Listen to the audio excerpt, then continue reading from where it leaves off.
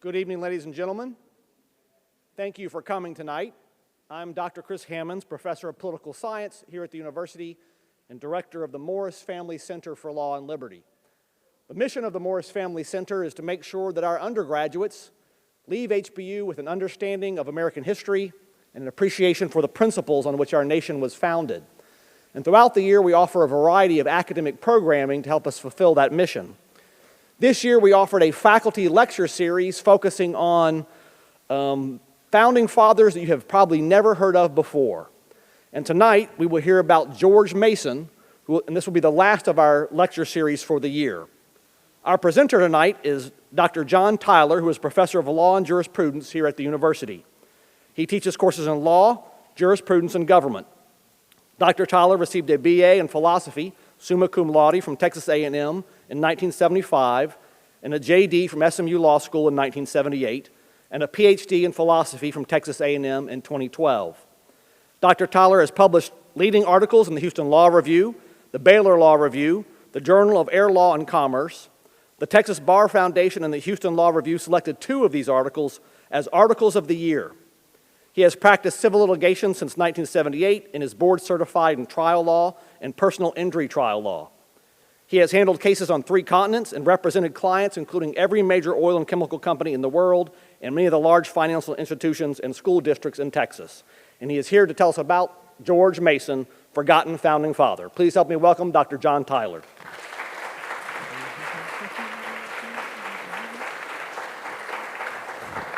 Thank you, Chris. Appreciate it. Good evening, everyone. It's wonderful to be here tonight. And before I start, since this really is a patriotic topic, I want to take kind of a point of personal privilege and recognize 3 of the greatest Americans it's ever been my privilege to know. The first one is Chris Hammond, who just talked here. You don't know this about Chris, but he had the vision to conceive of the Center for Law and Liberty and the leadership and the ability to make it a reality. Also tonight, right in front of me is General Don Wagner, retired Air Force General, who I've been very honored, and Chris has been as well, to have him come and audit some of our classes. I cannot get enough of him because he generally agrees with me on my points on my classes. Then thirdly, a very, very, very important person. This is a person that I've known for more than 50 years. He's the man who persistently encouraged me to come to teach here at HBU, and that turns out to have been perhaps the second greatest decision of my life. And that, of course, is Dr. Stuart Morris, who's right here in front of us. And please give him a big round of applause.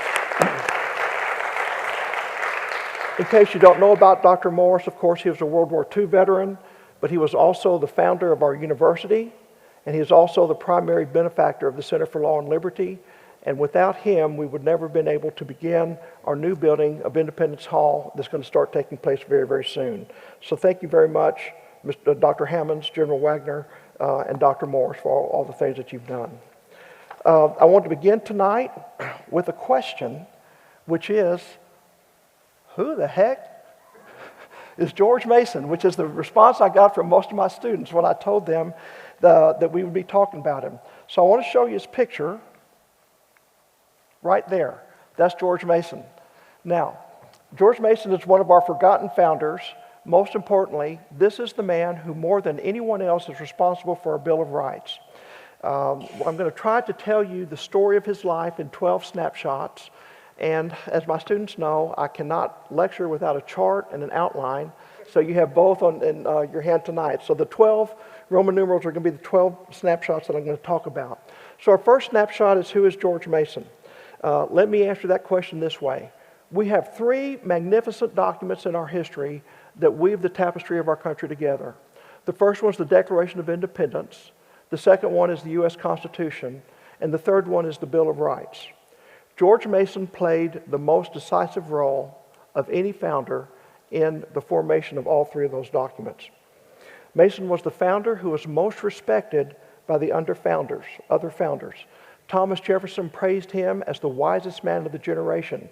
Pulitzer Prize winner Joseph J. Ellis writes, and this is a quote, Even though Mason is virtually invisible in our time, George Mason was the most respected founder in his own time. He was a man of unshakable commitment to natural rights, to individual liberty, and most importantly, to a written Bill of Rights. These commitments were sorely tested during the period of the ratification debates, and we're also going to see that he never betrayed our trust in his dedication to these principles.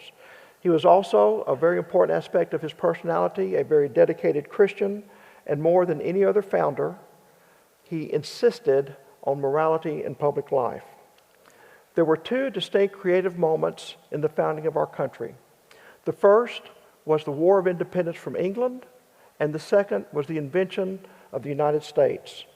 George Mason was a central figure in both.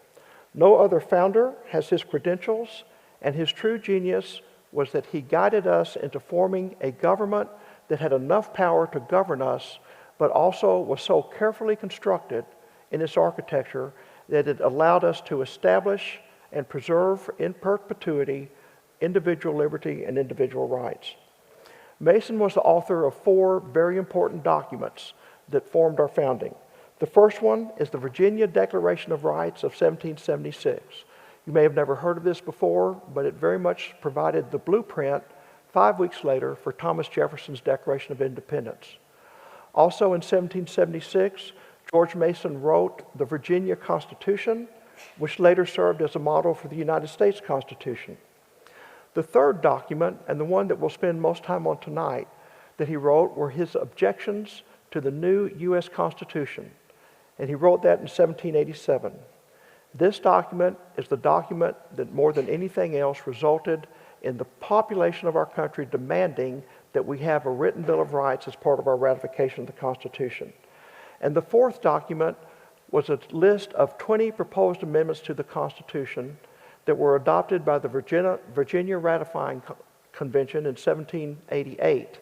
And the rights there, if you look at the back side of the handout, I have charted out the 29 major rights in the first 8 amendments of the Constitution, and you can see how most of these were contained in the 20 amendments proposed by Mason at the Virginia Ratifying Convention.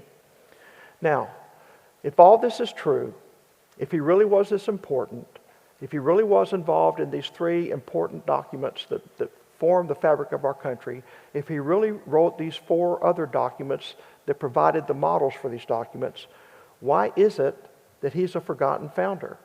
Why don't we celebrate his birthday? Why don't we teach his life in our schools? Well, I think that there are really 4 answers to this question. First, although Mason played a decisive role in the Declaration of Independence, in the Bill of Rights, and in the Constitution, he actually never signed any of them. Second, unlike many of our other founders, Mason valued his private life much more than he valued position, status, and public office. Third, unlike some of our other founders, Mason had very little or maybe even no interest in fame, either in his own lifetime or in future generations.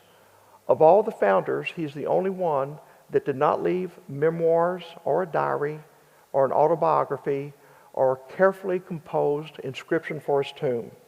And then fourthly, more than anything else, Mason enjoyed being on his farm at Gunston Hall in Virginia. It's been a very interesting journey for me to discover the life of this man, and I hope that you will enjoy going through the story, these snapshots of his life this evening with me. I, of course, am going to give you the highlights of what he did and how he became a great man or what he did to become a great man. But I also, as I went through this, particularly for our students here today, wanted to see if I could come up with an explanation as to why he was able to achieve greatness. What made George Mason special? What was it about him that allowed him to withstand the incredible public pressure that was exerted upon him by the other founders? And so I think that at the end, I'm going to have some suggestions that I'd like to share with you after you hear the story of his life. Now, this takes us to snapshot number 2, which is George Mason prepares for greatness, and he's going to do this in the library of his uncle. Mason was born on December 11th, 1725, and he was only 9 years old when his father died. His father owned the plantation next door to George Washington's plantation, and his father was in a sailboat that capsized in the Potomac and left George without a father. George formed a friendship with George Washington, who also lost his father at an early age. Washington lost his father at only 11 years of age. And naturally, George Mason turned to older men in his life to be a mentor and guide for them. The most important figure in his life was his uncle, who was an attorney in Virginia named John Mercer. And Mercer undertook the responsibility for George Mason's education. And I, for one, am incredibly grateful that he did so. Mercer tutored him personally in Greek and in Latin and in French. When George became 12, he sent George to a very good, fine private school in Maryland. The family minister also assisted George in ordering books from London that might not have been in Mercer's library. And importantly, Mercer became well known even as a child for taking every single hour that he could to study the works of the great authors. Now, Mercer had the best library in Virginia, and he owned more than 1,800 volumes. And so George spent many, many years in there. The next slide is going to be a picture of Plato, Aristotle, and Polybius, I hope, yes. So, Mercer's library included many works of political philosophy by these men. And these men are the thinkers that first established the natural law tradition, the concept of a mixed constitution, and the necessity of the separation of powers for mixed constitution. Slide 4 are the portraits of Sir Edward Coke and John Locke. Sir Edward Coke, of course, we study him intensively in my classes, was the English judge who established the sovereignty of law, our most important principle of government, over the English king and the English parliament. John Locke had perhaps the most significant influence in George Mason. Mercer's library included Locke's 3 most important and influential works. The first, an essay on human understanding, shook the world because it provided for the first time a certain way to know with certainty the precepts of natural law. The second work, Locke's famous second treatise of civil government, showed how you could have an architecture of a government that could establish and maintain justice and individual liberty. And then the third one, Locke's letter concerning toleration, is Locke's great argument for religious liberty. And it's the great contribution of our Bill of Rights, in the words that George Mason penned, that we became the first nation in the history of the world who gave true and meaningful religious liberty to everyone, regardless of their faith. These works in Mercer's library provided Mason with a deep understanding of how God creates each one of us as a free, independent, and equal individual, and how God establishes and endows us with inalienable natural rights, and also that we have the duty not only to enforce these rights for ourselves, but to pass them on to our posterity. And I'm glad to say, announce tonight, that our Paraclitus Press here at HBU is developing a reader with the excerpts from these same works that we'll be using in our legal studies curriculum here at HBU. This takes us to our snapshot number 3, which is Mason's Virginia Declaration of Rights. This picture is a depiction of the 5th Constitutional Congress in Virginia on the day, May 20th, 1776, when they adopted Mason's Declaration of Rights. The next three slides are going to show the influence of Mason's Declaration, how Locke influenced Mason's Declaration, and how Mason's Declaration then influenced Thomas Jefferson's Declaration of Independence.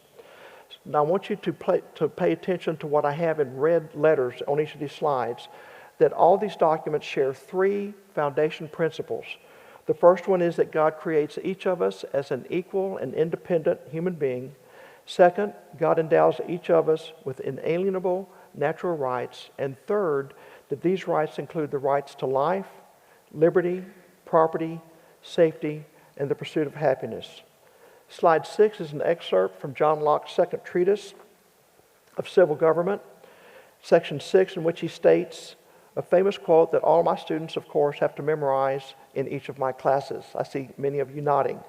The state of nature has a law of nature to govern it, which obliges everyone, and reason, which is that law, teaches all mankind who will but consult it, that, being all equal and independent, no one ought to harm another in his life, health, liberty, or possessions.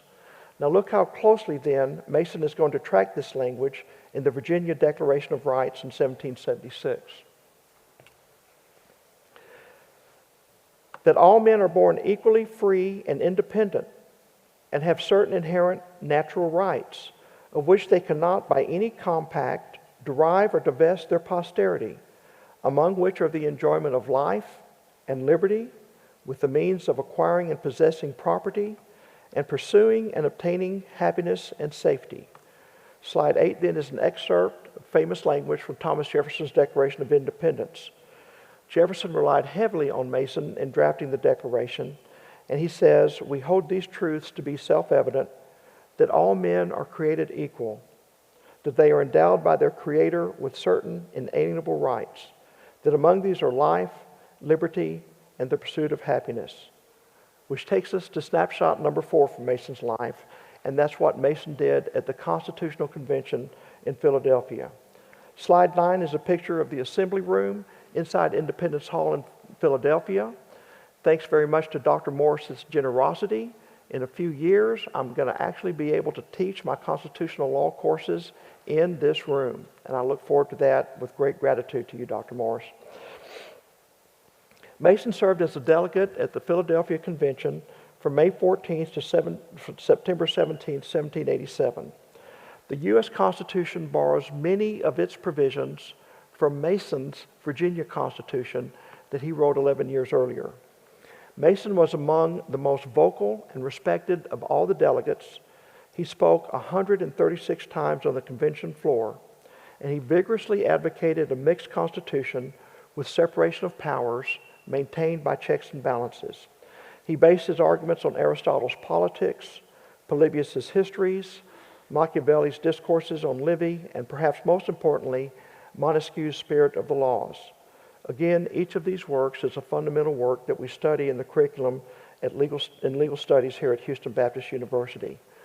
One thing that was much more meaningful to us perhaps a week ago is that the founders could not agree on what the standard for impeachment would be, including impeachment of the president. It was Mason who came up with the words high crimes and misdemeanors that eventually went in there. If you want to know what high crimes and misdemeanors mean, pray. Seriously, the best explanation I've ever seen that's available on YouTube is the argument that Alan Dershowitz, an emeritus professor from Harvard Law School, gave. I think he's exactly right on. But since it's not defined, it has been the source of many arguments. Mason had high hopes for the new Constitution at the beginning of the convention, but as the convention progressed, he began to become increasingly concerned that too much power was being given to the centralized federal government. Mason cited Montesquieu's Spirit of the Laws more than any other work, and he also cited English history to argue extensively for meaningful limits on federal power. Mason argued unsuccessfully for term limits for the president. He argued unsuccessfully that it should be the Senate and not the president who appointed Supreme Court justices, who appointed ambassadors, and who negotiated and made treaties. He also argued, and he was exactly right on this, as on most of his points, that the federal judiciary was given way too much power. Although Mason failed in these arguments, he did succeed on a number of other important arguments to get power taken away from the president, which he feared would very easily become a king, and had that power transferred to the Congress. One of these important powers, for example, was the power to declare war.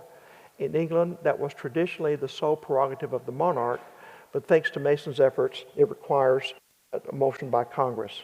And by the way, the last time we declared war in this country was in 1942 against Romania.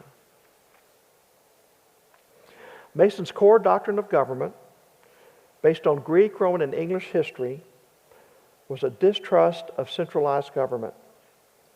England had learned under the reign of James II from 1685 to 1688 that they had no hope of having their liberties respected without a written Declaration of Rights. Even today, England does not have a constitution here in 2020, The reason for that is that the rulers in England do not want a constitution that limits their powers. Mason argued 500 years of history at the Constitutional Convention when he argued for a written Bill of Rights. And he argued that throughout English history, it had only been by written documents that the English ever had any hope of having rights respected. The first one was in 1215 with Magna Carta. The second one was in 1628 with the Petition of Right. The third was in 1679 with the Habeas Corpus Act. And then the last was the English Declaration of Rights, which we call the English Bill of Rights, in 1689. Mason, this takes us then to the fifth snapshot, which was Mason's demand for a Bill of Rights at the Constitutional Convention. For all the reasons I've given you, Mason led the fight for a written Bill of Rights. There were two motions that were made at the Constitutional Convention for a written Bill of Rights. The first was on August 20th, 1787, when Charles Pinckney of South Carolina proposed that the Constitution include guarantees of liberty, including liberty of press and freedom from quartering in one's homes. His motion was transferred to the motion for detail, and they took absolutely no action on it. Slide 10 is the portraits of Elbridge Gerry and George Mason. On September 12, 1787, the second motion for a Bill of Rights was made by Elbridge Gerry and seconded by Mason.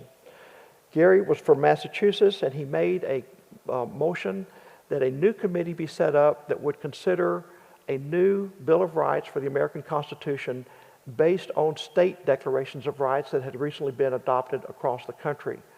What this really was, though, was code for the Virginia Declaration of Rights written by George Mason, because all the other states had copied Mason.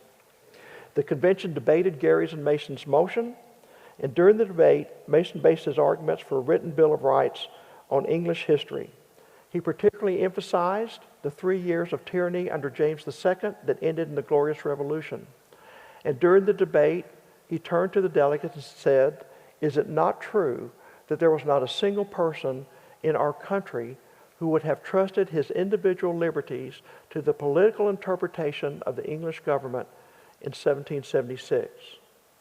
And then he said there is no reason that any individual of the country should entrust their liberties to an American government in 1787 or 1887 or any time in the future. Therefore, Mason said that we must have a written Bill of Rights. But despite these arguments, Mason lost the debate for a Bill of Rights in the new Constitution. And as the delegates grew weary after 4 months and some began to leave early, he became convinced that he would never get a Bill of Rights at the convention, which takes us to snapshot number 6. Mason's objections to the federal Constitution. Slide 11 is the manuscript that Mason wrote out in his own hand of his 17 objections to the American Constitution. He gives 4 primary reasons, and these reasons are very insightful. First of all, he said that the Constitution did not have a Bill of Rights. The first 6 words of his objections are, "There is no Declaration of Rights." Second, the Constitution, he said, did not sufficiently limit the powers of the executive branch.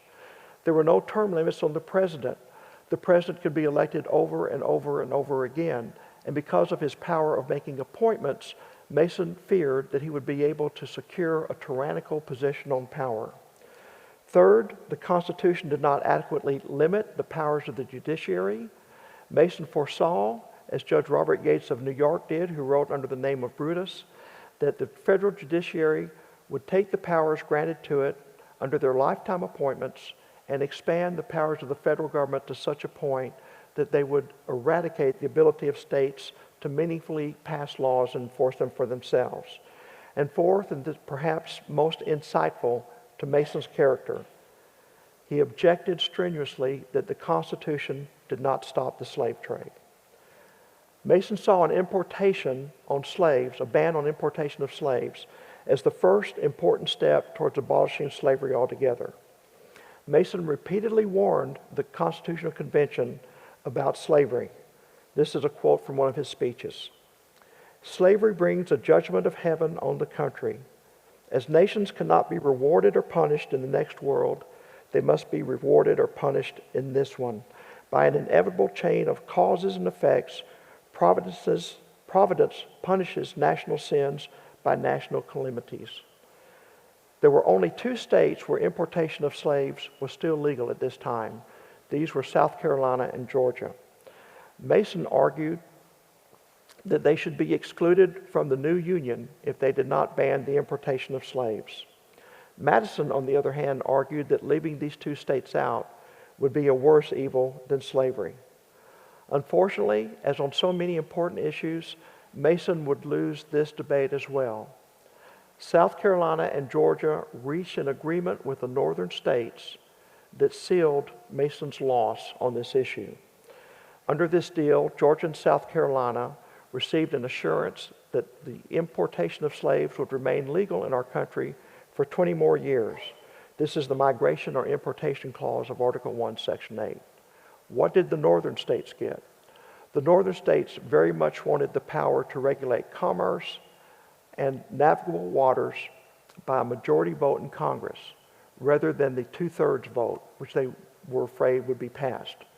So in exchange for 20 more years of importation of slaves, the northern states received the Commerce Clause of Article 1, Section 8 that allowed Congress to regulate commerce merely by majority vote.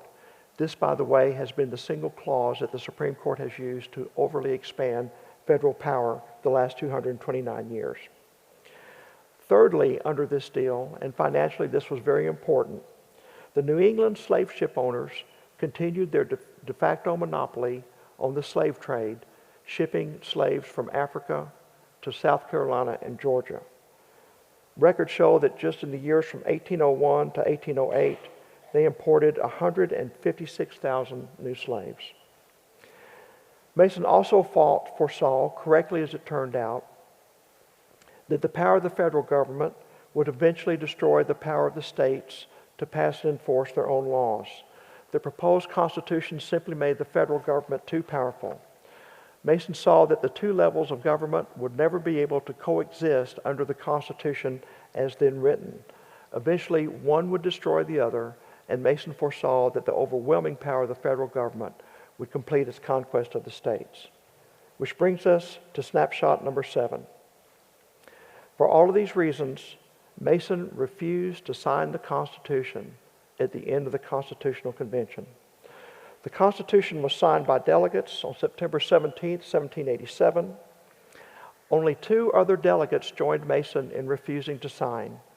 One was Elbridge Gerry of Massachusetts. Gerrymandering always gets me wrong on that name. And the second was Governor Edmund Randolph of Virginia. Both of these men joined with Mason, and their primary reason for not signing the Constitution was because it had no Bill of Rights. Great pressure, incredible pressure, was put on Mason by people who had been his lifelong friends. They even changed the wording at the end of the Constitution to try to persuade Mason to sign it. But Mason's final response, which Madison was very careful to resign, was this: "I would sooner chop off my right hand than put it to this Constitution as it now stands." Which takes us to snapshot number 8, the Don Quixote of the Constitution. Slide 13 is a picture of Don Quixote and Sancho Panza, and I'm sure that y'all know the story, but we often forget what motivated Don Quixote to go off on his knight-errant adventures, and that was this. Remember at the beginning of the book, it is reading idealistic books, many books, that inspire him to reject the world in which he lived and try to have an ideal life that was better. And you'll see how that's going to play into something I'm going to tell you about. Mason was a neighbor and lifelong friend for more than 30 years of George Washington. Mason was probably the second most respected man in America next to Washington himself. 2 events, however, were omens that their friendship was doomed. When Mason was returning from the Constitutional Convention to Fairfax County in Virginia, there was an accident in his carriage. His carriage flipped over and he was seriously injured. George Washington, on the same trip home, His carriage crossed a bridge and the bridge collapsed under him. Washington thought Mason was disloyal because Mason had not signed the Constitution, and this was a value that George Washington probably valued above everything else. And as a consequence, Mason lost Washington's friendship, and although he tried in later years, he was never able to regain it. To make matters worse, during the Philadelphia Convention, George Washington had bought a copy of Don Quixote, which he read in his off hours. And privately, he began to call George Mason the Don Quixote of the Constitution. Like Don Quixote, Mason had studied these great idealistic works, and he was trying to follow them in his campaign for a Bill of Rights. Mason also received a very unpopular reception in Virginia when he returned home. The city of Alexandria was very close to his home in Fairfax County, and as he approached the city of Alexandria, he was greeted by the mayor and the entire city council. And they came out to tell George Mason, who had previously been one of the most popular men in Virginia, that he should not enter their city. They did not want him there. The people did not want him there. And furthermore, that because he had refused to sign the Constitution, they did not feel that they could guarantee his safety. Mason didn't hesitate. He immediately told the mayor to turn around and go into the city and announce that he was coming, and that as soon as he got to the center of town, he was going to give a speech explaining why he did what he did. And that's exactly what he did. It's recorded by one of the newspaper reporters there that a heckler from the crowd shouted to George Mason, "Mr. Mason, you must have lost your mind in deciding not to sign the Constitution." And Mason, without missing a beat, turned to him and said, "Sir, if you were to lose your mind, I don't believe anyone would notice." This takes us then to snapshot number 9, which is Mason rallies support for his objection to the federal Constitution. Mason led the opposition to the ratification of the new Constitution. Slide 14 is an excerpt from his objections to the Constitution, the famous first paragraph. I want to read that to you now. "There is no declaration of rights, and the laws of the general government being paramount to the laws and constitutions of the several states, the declaration of rights in the separate states are no security. There is no declaration of any kind for preserving the liberty of the press or the trial by jury in civil causes, nor against the danger of standing armies in peacetime." Mason had his objections printed and sent copies all across the country, including his old acquaintances Washington, Jefferson, and Madison. As soon as Mason's first 6 words, "There is no Declaration of Rights," became the rallying cry for the anti-Federalists who opposed the new Constitution, and even for Federalists who supported the new Constitution but wanted there to be a written Bill of Rights. The Federalists who opposed Mason knew that they had to respond to Mason's declarations. Hamilton called the demand for a Bill of Rights the snake that Mason had created, and he wrote Federalist number 84, trying to kill the snake. He argued in Federalist 84 that not only was a Bill of Rights unnecessary, it would actually be dangerous. But Mason's idea of a Bill of Rights was too tough for even the Federalist writers to kill. Slide 15 is a copy of Thomas Jefferson's letter to James Madison.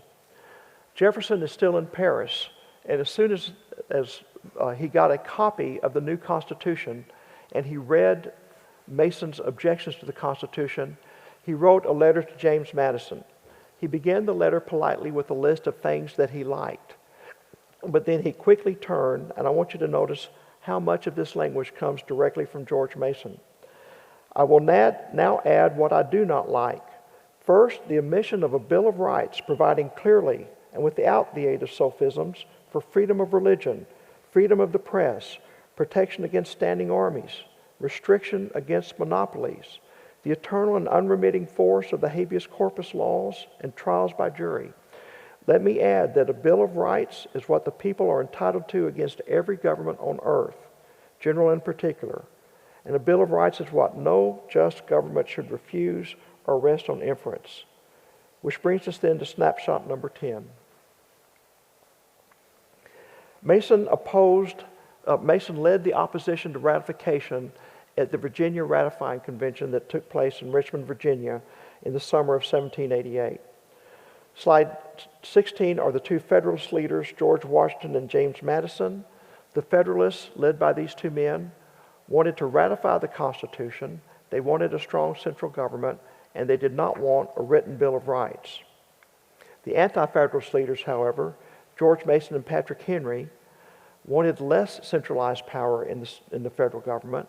They wanted more powers reserved to the states, and most importantly, they wanted a written Bill of Rights. Now, George Washington, who was a truly great man, had long thought of the American nation as a single entity rather than a collection of independent sovereign states. Some historians have made a very interesting observation regarding the leaders of the Federalists and the leaders of the Anti-Federalists. Madison and Washington, who led the Federalists at the Virginia Convention, were both men of wealth, and although both were married, none of them had any children. They were much more supportive of a strong central power, and they were much more willing to sacrifice Virginia's sovereignty to build a stronger national country. Mason and Henry, on the other hand, who were the leading Anti-Federalists at the convention, although they were men of wealth, unlike Madison and Washington, they had very large families. With many sons to launch in life, Mason and Henry could not afford to cede away Virginia's state sovereignty, particularly with the issue of titles to land. The case that we study in Martin versus Hunter's lessee in constitutional law shows that Mason foresaw exactly what would happen. Consequently, Mason and Henry were much more tied to a local power and wanted a weaker central government. Washington and Madison had the luxury of thinking about posterity in general terms and thinking of everybody across the nation equally. Henry and Mason, however, didn't think about posterity in general terms. They saw the faces of posterity every night around their dinner table. Mason fought hard against ratification of the Virginia Ratifying Convention and gave 5 major points. The first, he warned against federal taxes.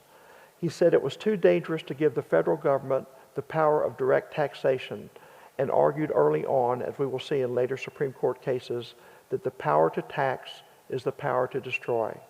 Mason's words were then used in McCulloch versus Maryland later. Second, Mason warned against standing armies in peacetime. He pointed out historically that in every country in Europe which had allowed standing armies during peacetime, it had destroyed the liberties of the citizens of those countries. Third, he argued again that the executive branch was too strong. The lack of term limits, among other things, on the executive power would allow the president to take on the trappings of a king and establish a tyrannical power. The nation would eventually decide that Mason was right. The 22nd Amendment that was ratified in 1951 finally put term limits on the president. Fourth, Mason warned that the federal judiciary was too strong. He said that they would render the state courts impotent, which is what happened. He said that they would favor the federal Congress, which would extend the government power of the federal government and wipe out the states' meaningful powers to pass and execute their own laws. And he turned out to be right on that account as well. And then lastly, fifth and most importantly, he again complained that there was no Bill of Rights, no written Bill of Rights. Mason again lost the battle. The ratification took place, and Virginia ratified the new Constitution without a Bill of Rights. The vote was 89 to 79, and it was a very close vote. If only 5 votes had gone differently, Virginia would not have ratified the Constitution. And because of the leadership of Virginia in the country at that time, it's probable that other states may not have ratified the Constitution as well. Which takes us to snapshot number 11. Modern Americans view the Bill of Rights as the most important part of the Constitution. It is a great irony, as I believed before doing this project, that James Madison is the father of the Bill of Rights. I had always been taught that, but it's not true. Madison fought the Bill of Rights at the Constitutional Convention in Philadelphia in 1787. Madison fought against the Bill of Rights in the Virginia Ratifying Constitution in 1788. Well, what happened with James Madison that made him change his principles and finally support a Bill of Rights? Well, he wanted to be elected to Congress. And he was running in a district against James Monroe, who was an anti-Federalist, and there were many anti-Federalist voters. And Madison recognized correctly that he could not get elected if he did not promise to support a Bill of Rights. So, as one of Mason's biographers writes, the supposed father of the Bill of Rights had to be dragged kicking and screaming into finally supporting a Bill of Rights. I believe, on the other hand, that George Mason is the true father of the Bill of Rights, and I want to give you 6 reasons. The first reason is the Virginia Declaration of Rights in 1776, from which many of the rights come. The second reason that Mason is the true father is his work at the Constitutional Convention. He was the leading proponent of a Bill of Rights there. The third reason is Mason's objections to the Constitution of Government in 1787. It was his objections and their publication that alerted the country not only to the fact that there was not a Bill of Rights in the new Constitution, but that there should be one. The fourth reason that Mason's the true father of the Bill of Rights is his work at the Virginia Ratifying Convention. The fifth reason is that it was Mason who created popular support for a Bill of Rights. It was his publication and his argument in his objections that finally created a groundswell of popular support for a Bill of Rights. 5 states, including the important states of Virginia, Massachusetts, and New York, although they ratified the Constitution without a Bill of Rights, they also sent proposed amendments to Congress when they sent the ratification notice. Slide 19 are the amendments that Mason suggested at the Virginia Ratifying Convention. And you'll see here that this, in my view, makes him the true author of the Bill of Rights. You'll see that of the 29, or we'll see later in the chart in the handout, of the 29 rights in the first 8 amendments, 24 of them come from these amendments that he suggested at the Virginia Convention. And this brings us then to snapshot number 12, which is Mason's death and legacy. This is George Mason's tomb.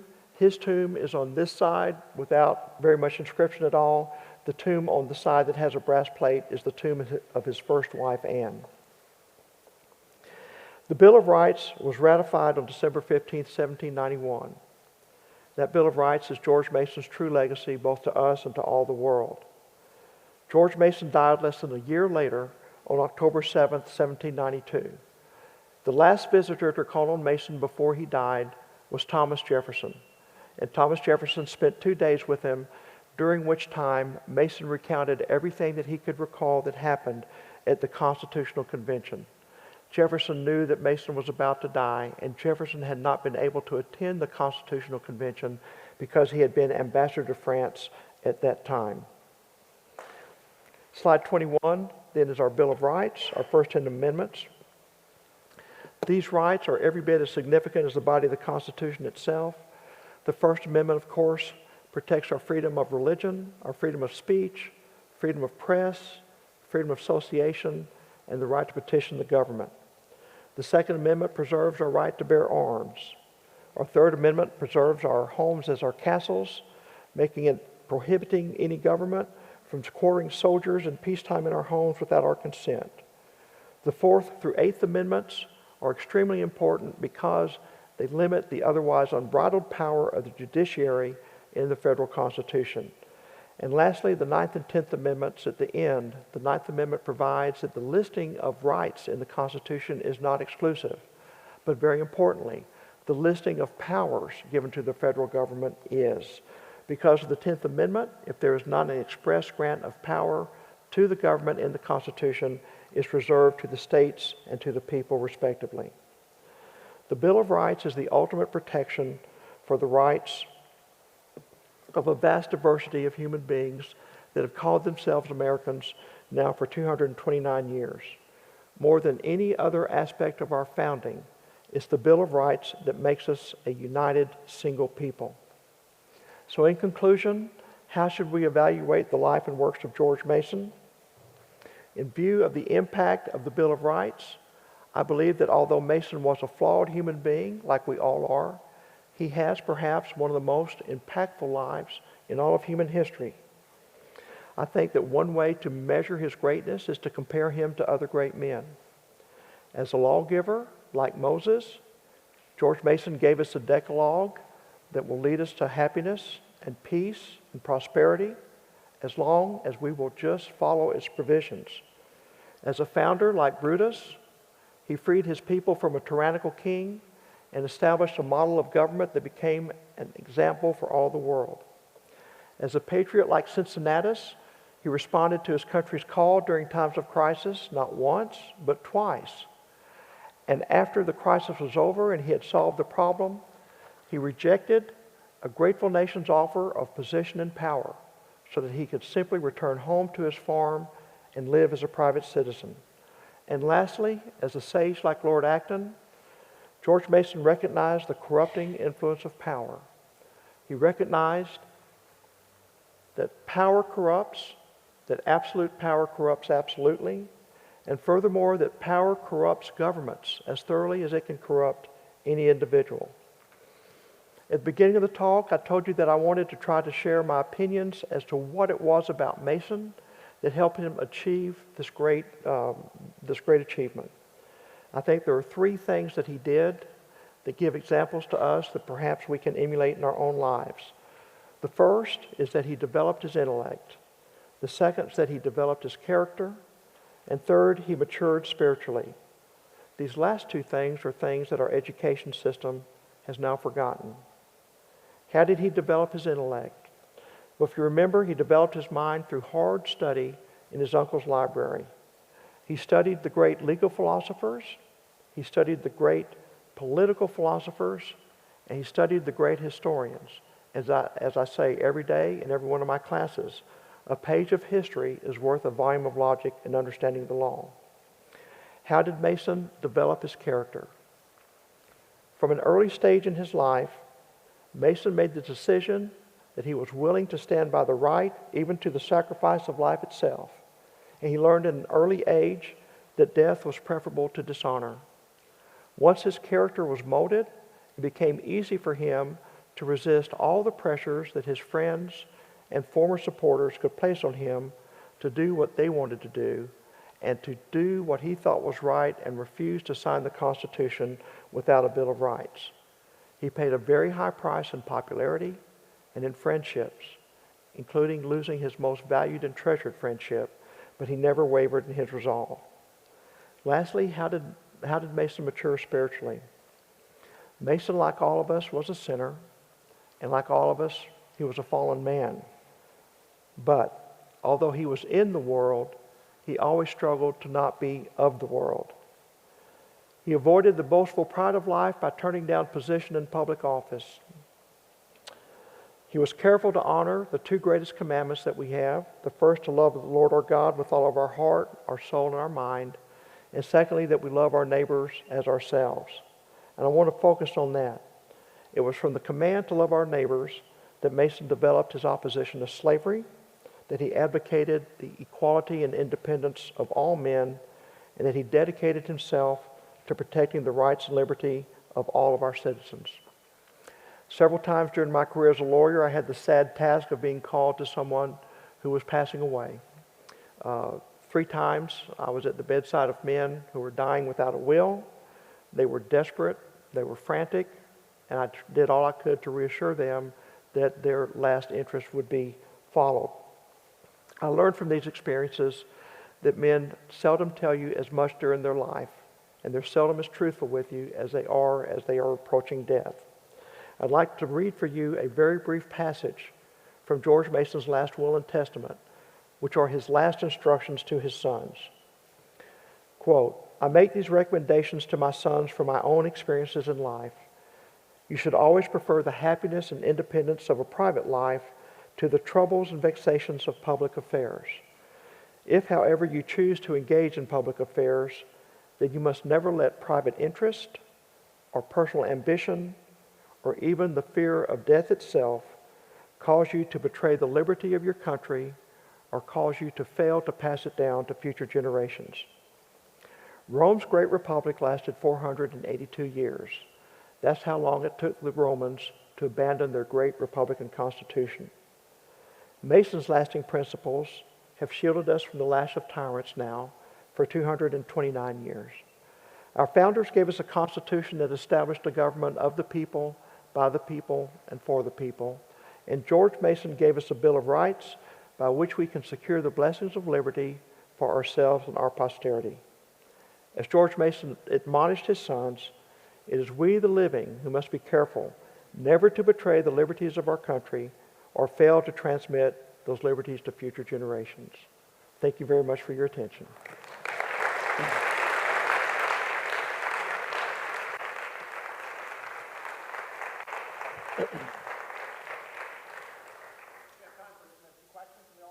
Okay.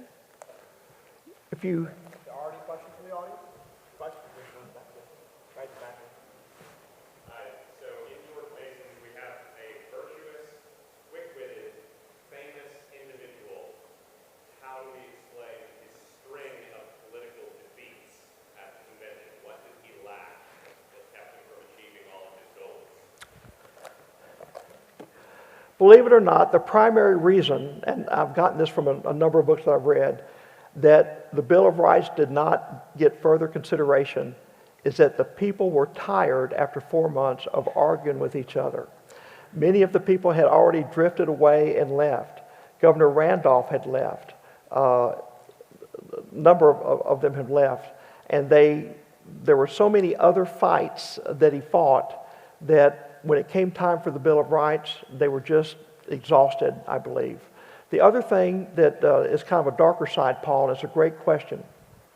Remember I said that England still does not have a written constitution to this day. The reason they don't is the same reason that Athens and Rome initially resisted having written laws. If things are not written down, then the people in power have fewer limitations on their power.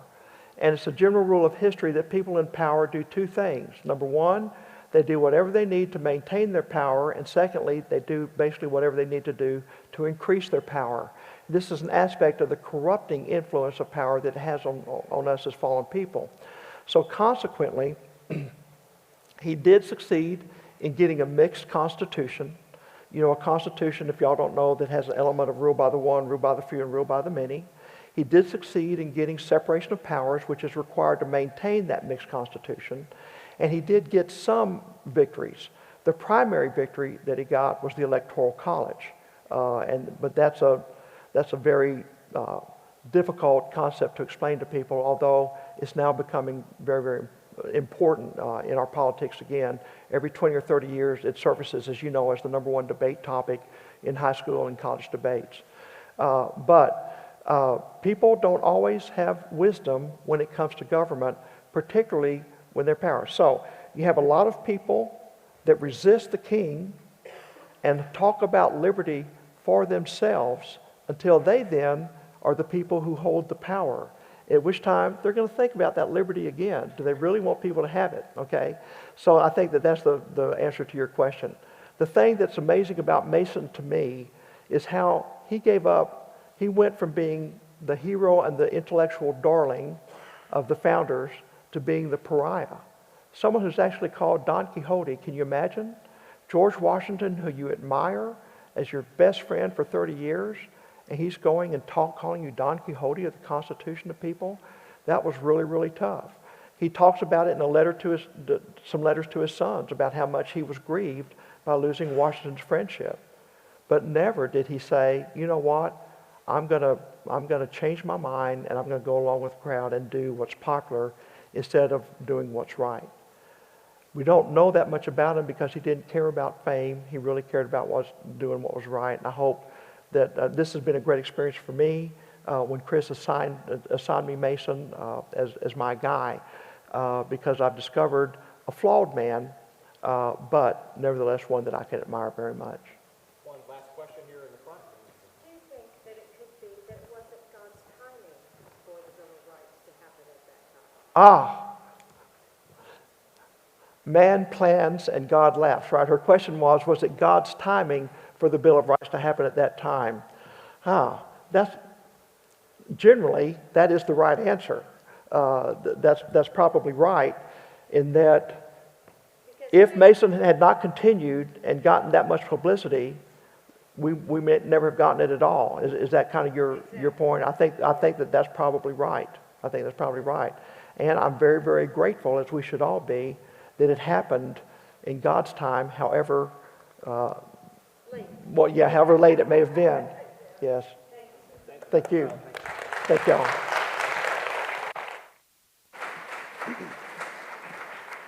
Ladies and gentlemen, thank you so much for coming out tonight. We appreciate your attendance. As you leave, there are some refreshments for everyone in the back, and we hope to look forward to seeing you next year when our topic will be Traitors and Turncoats, Famous Bad Guys in Western Civilization. So, thank you very much.